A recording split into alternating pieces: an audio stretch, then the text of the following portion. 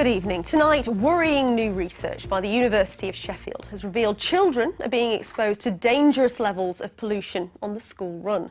A former chief scientific advisor has also blamed the government for not doing enough to tackle the problem. In Sheffield, researchers at the university found some children are inhaling the equivalent of 17 cigarettes a week.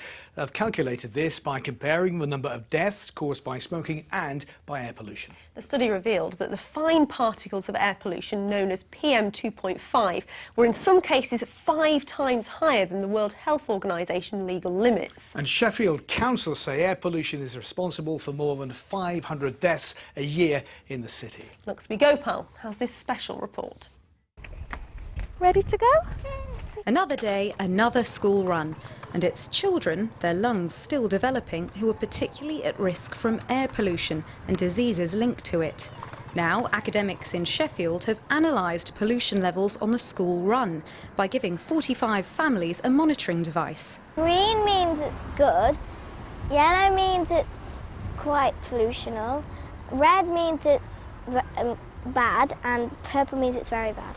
Using it is child's play, but the results it shows may be hard truths to face. Here we have a really busy junction with lots and lots of traffic, just a short walk away from the school. The monitor's showing that it's red at the moment, which is high levels of air pollution. So all the children who have just left the school have walked through this. The real surprise was during the leafier parts of the route. It's a red reading which is high again. Part of the reason that we come this way is because we feel it's a cleaner walk air pollution wise, but when you then do the reading and you realise actually it's just as high as the main road on either side, you kind of really think, well, what's the point? It'll take more than a few trees to shield the impact. Sheffield is one of several cities in the UK, including Leeds and York, that have breached the World Health Organization's legal limits for pollutants. Just to give you an idea of the scale of the problem, this road here isn't even the busiest commuter route in and out of Sheffield, and yet air pollution levels here have been measured as being 5 times higher than the legal limit. The study on the school run has found that, in the worst cases, children are exposed to pollutants the equivalent of smoking 17.5 cigarettes a week, calculated by comparing death rates for smoking and air pollution. The families are troubled by the results. It did kind of keep me awake at night. Sometimes I did wake up and I was really concerned. You know, I spoke to my husband about whether we should move house. But are some means of travel worse than others? We experimented. 3 neighbouring families going to the same school in 3 different ways to see which has the most exposure to air pollution: cycling, driving or walking. Time to guess which was worst. Walking! Cycling! Walking! Before the results reveal all.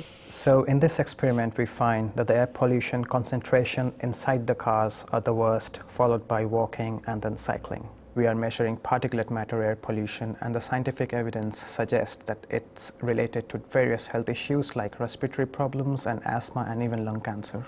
I'm quite surprised by the result actually. I would have thought that in the car you would have a bit more protection. I'd have thought walking would have been worse because you're exposed to all the pollution from the cars.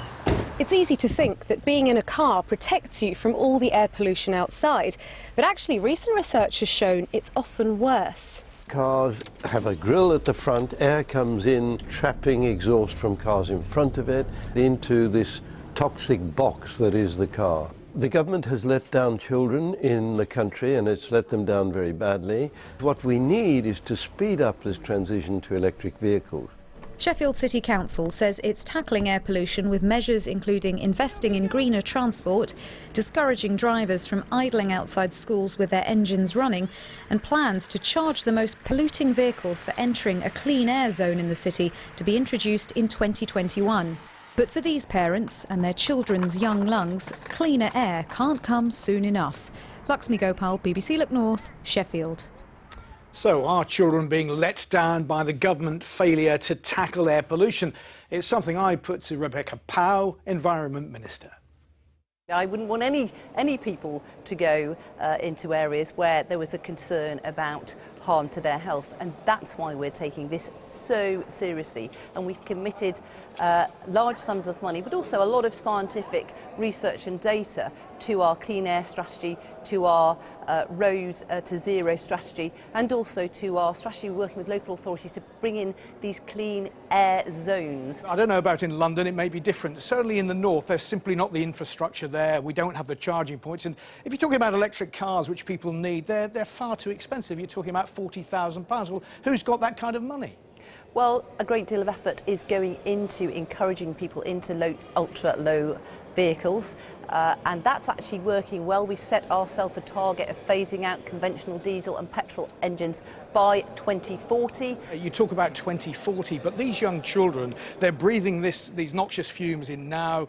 Their lung capacity will be greatly reduced as they get older. They're going to turn around, aren't they, in 20 years' time, and they're going to blame you, aren't they? No, it is absolutely urgent, and we're dealing with it urgently. We're also looking at how we can meet those WHO targets for the particulate matter of 2.5. We've just done a big study on that, and we're working out whether we can actually reach that and how fast. It is feasible, but it is challenging. But all these things we realise as a government are absolutely essential. We can't play with our children's health, but we are putting the measures in place. In some parts of Sheffield, pollution levels are 5 times what they should be. People have told us they're so alarmed by these findings that they want to move away from the area. Now, that can't be right, and it seems that you are happy to delay this as long as you can. We're certainly not delaying any of it. As I've mentioned, we've got a whole range of strategies and tools in the box that we're putting into place now to tackle this. It is urgent and it is important.